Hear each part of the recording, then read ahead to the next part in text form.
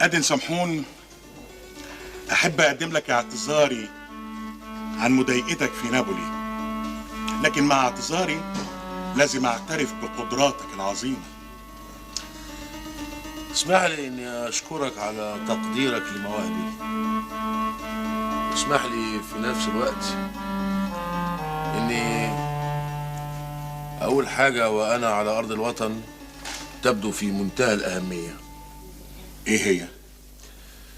انا سبب مضايقتي في نابولي مش علشان انك كنت بتراقبني او بتحميني، لان ده واجبك المفروض انك تؤديه، لكن انا سبب غضبي الحقيقي ان ادائك ما كانش على المستوى المطلوب. اللي عاوزكم تعرفوه ان اعادة قراءة الجرائد في اللوبي بتاع اللوكندات او على نواصي الشوارع